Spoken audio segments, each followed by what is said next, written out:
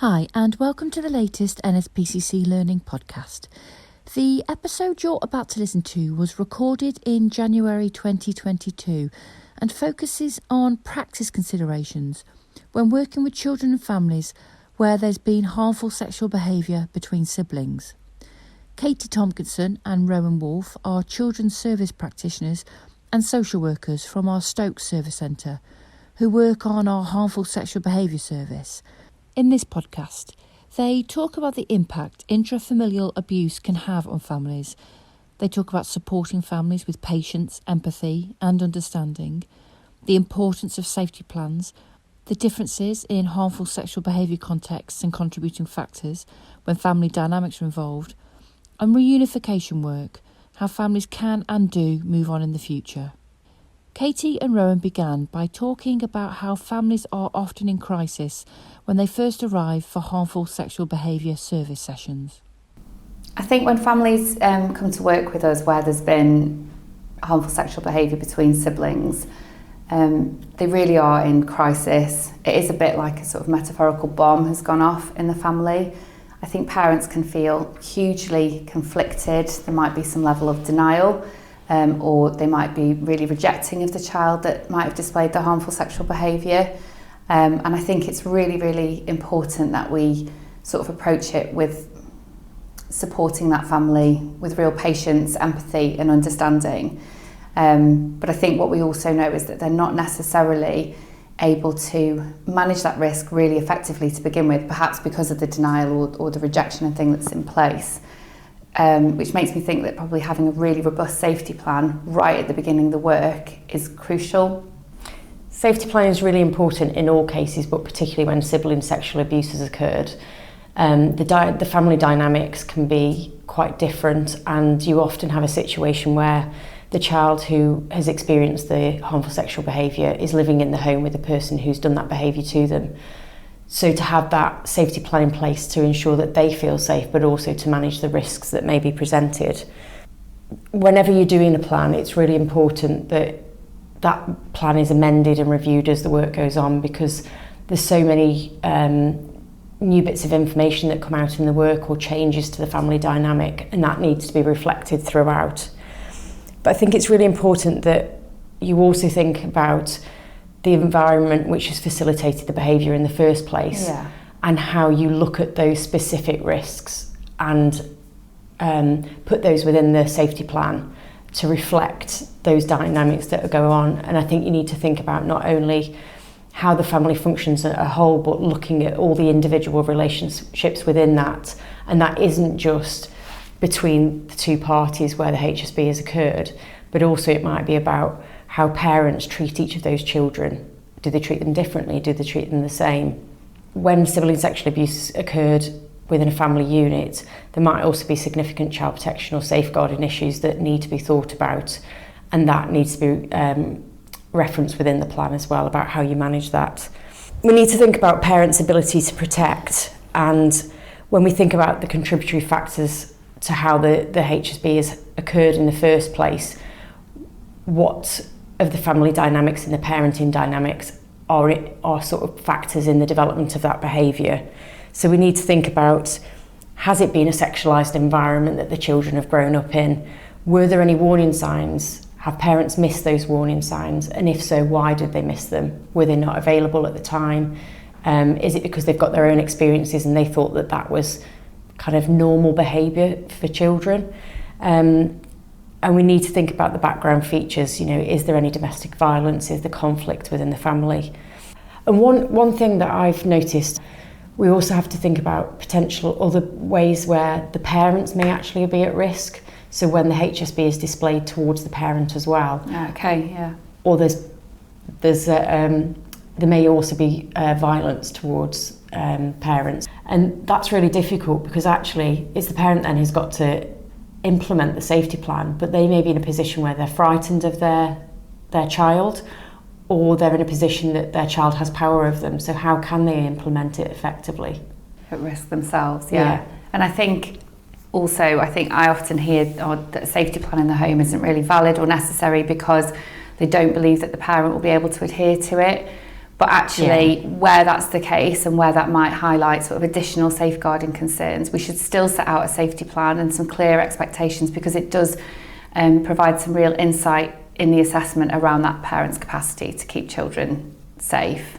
But then conversely, and I don't know if you've seen this, but sometimes safety plans that sort of just reflect parent to supervise, actually that's really difficult for a parent to manage, because no one can supervise all of the time. It's just not practical. It's not practical.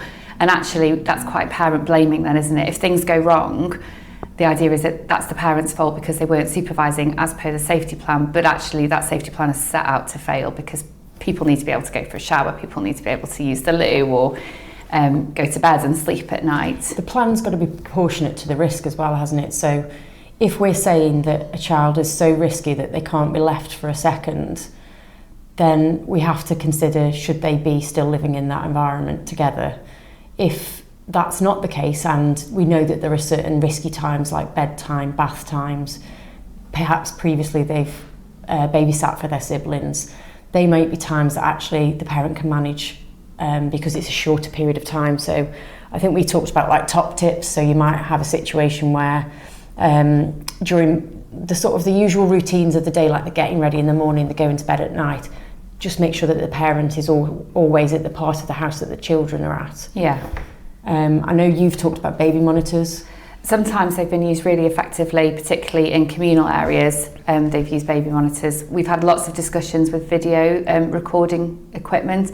I think you need to be really careful with that we're not infringing on people's right to privacy, really. So if children are being recorded in their own bedroom, then I think there's a question mark about their ability to have a healthy development whilst effectively being filmed all the time.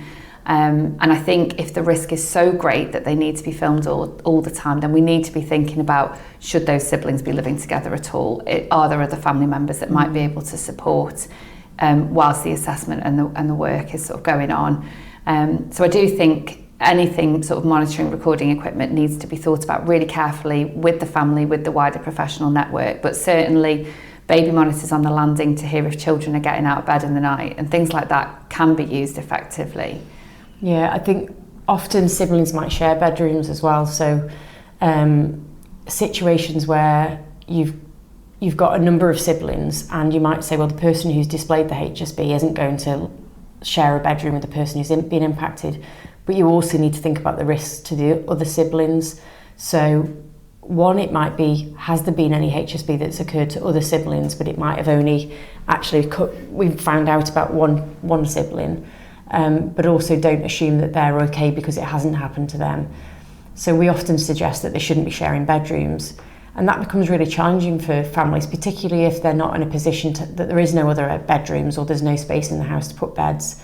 We have had situations where children have had to sleep in parents' rooms for a period of time. It doesn't have to be forever, but until we get to the point where we understand the behaviour, we've done some intervention work, we can see that children have got internal controls in place. We do need to seriously think about the safety really of the children.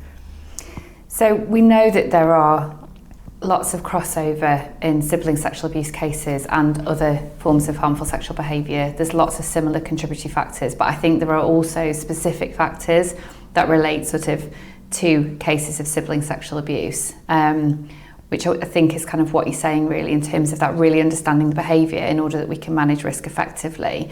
Do you have any sort of examples of where there might be sort of different contributory factors in sibling sexual abuse cases? Yeah, I think some of these factors are similar to the wider group of young people that we see who display the behaviour, but the nature of living in the same home means that specific dynamics occur. So parenting is a significant factor in how they parent their children, how they treat them, how they give them different levels of responsibility. Do they put their children in positions of power over the other child? Siblings live and grow together and therefore they just have more time available together. They spend large periods of time in the home together or out to play. So sometimes opportunities can occur through lack of supervision, where parents generally are unavailable, and that might be physically and emotionally, so that the other siblings are stepping into different roles for potentially younger or more vulnerable siblings. Like a caring type role. Yeah, so they might be sort of doing practical tasks, or it might be that they become the person that the more vulnerable sibling goes to for nurture and care and support, or if they've got a problem. It may be because a parent's out working. It doesn't mean that we're suggesting that parents are neglectful, and there are occasions where they are, but it could be that, you know, financially they have to work long hours to be able to pay the bills, but what it does do is leave the children unsupervised for long periods of time. And then with a lot of families that would still be okay, but when you might have other factors that we'll go on to talk about, that could cause a problem. So it sounds like often sibling abuse happens because of the sort of duration of availability of a sibling.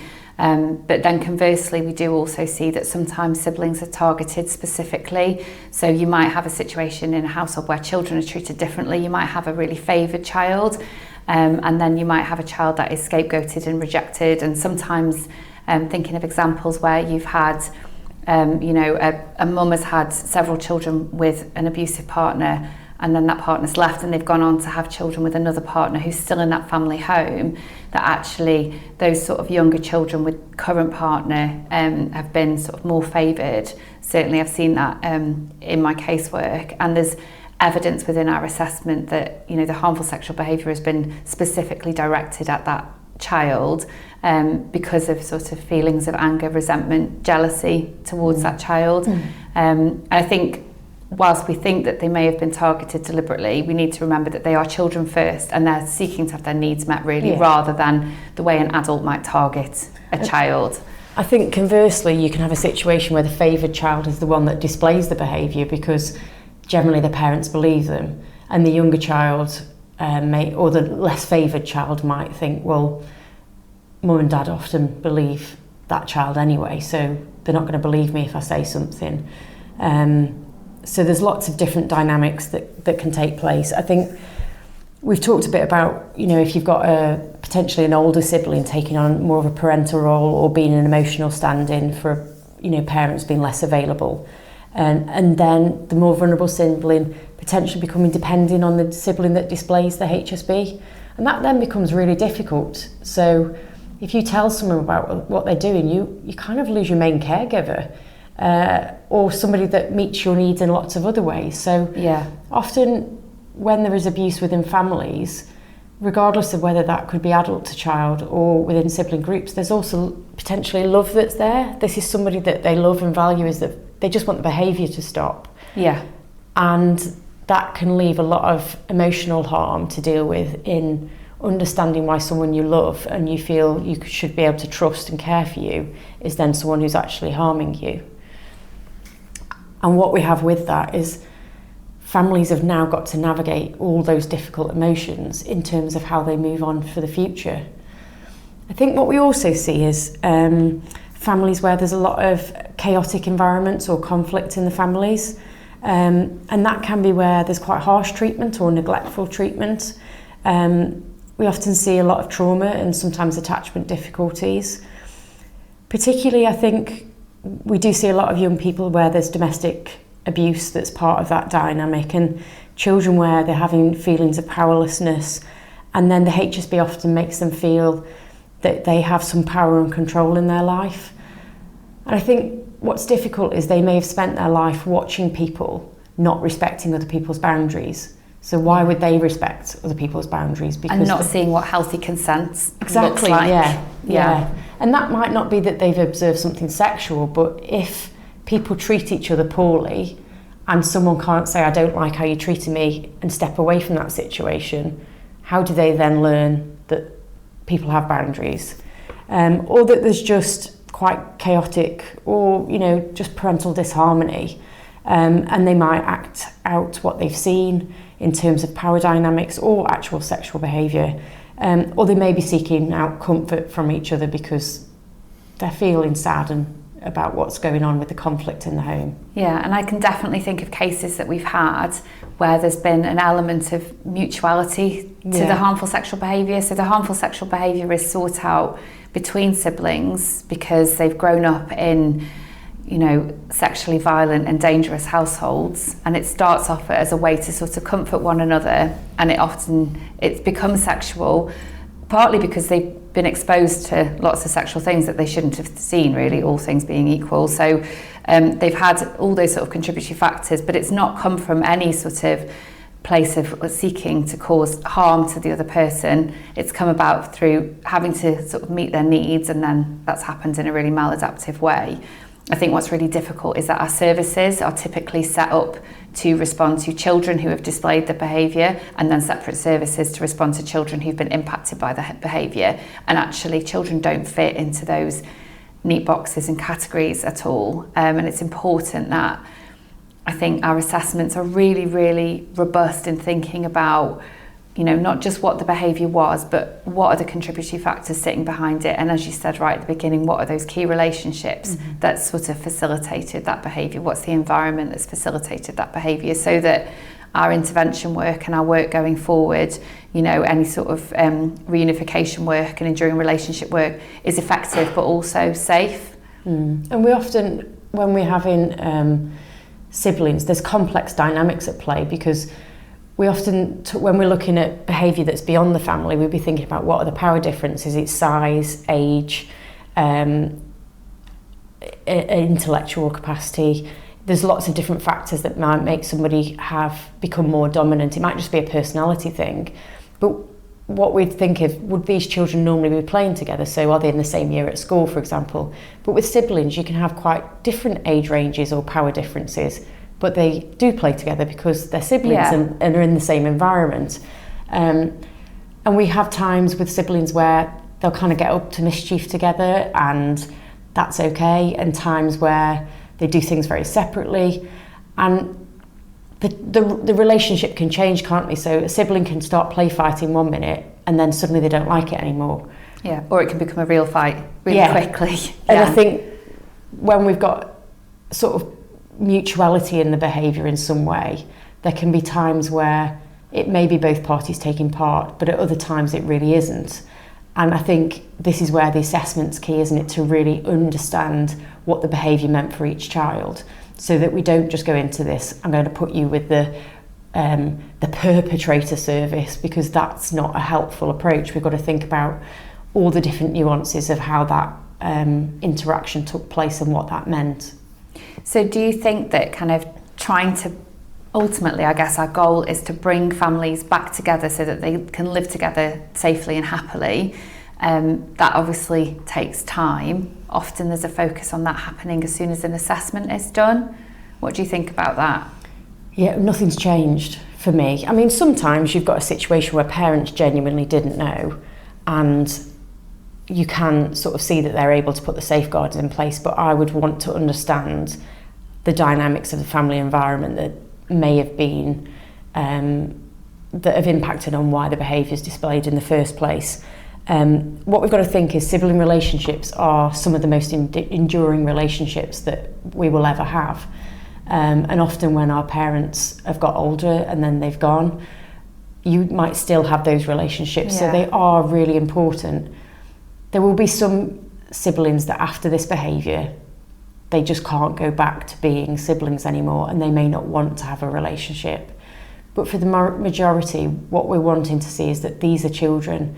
They've made mistakes. It doesn't mean that the behaviour was okay, but how can they now move forward as siblings and have a relationship? There might be aspects of, parents really need to acknowledge what's happened and acknowledge that they didn't protect, and think about maybe how they treat their children differently and how that played a part. And I think to look at reunification, we really have to unpick that whole family dynamic and look at how we can make positive changes. I mean, I think if it's a younger sibling that's been harmed as well, who maybe has not at a point where they've had any sexual experiences apart from those harmful ones, they're going to go through periods of time where they go to have some sort of sexual experience that is developmentally typical for their age group. It might be something that they're ready for, but suddenly they realise the first time that ever happened to me, I didn't consent, and that was with my sibling. Yeah, and they're looking at it through a completely different lens, aren't they? And that's not like necessarily going to be a year down the line, that could be 10 years from now. And that sibling relationship's going to have a little crack again because of that. So you're also talking to families about, well, how are you going to deal with that when it happens? We might talk to them about what they're going to say in the future to a sibling that they've displayed harmful sexual behaviour towards. So if their sibling in the future asks them, why did you do that to me?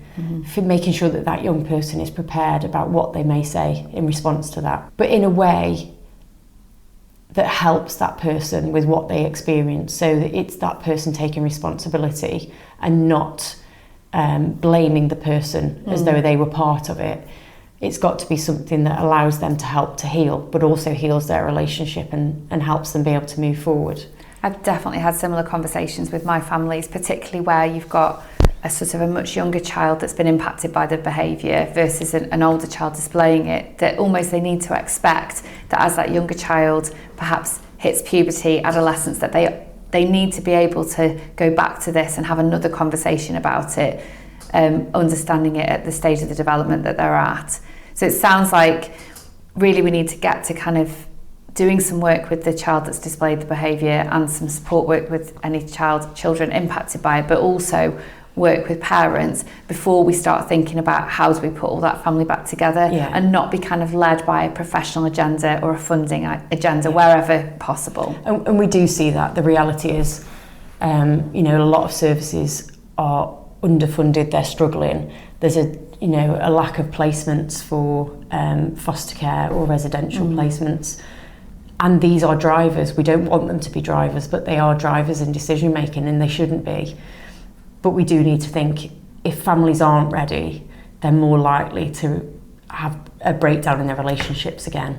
And I think in the longer term, if we can get a family to a place of them being able to live happily and safely together, then that is much, much more cost effective. And I have definitely experienced families who have come to us, as we said at the beginning, in absolute crisis, being able to recover together as a family and go on and sort of lead healthy, happy lives.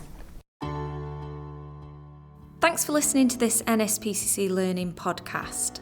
At the time of recording, this episode's content was up to date, but the world of safeguarding and child protection is ever changing.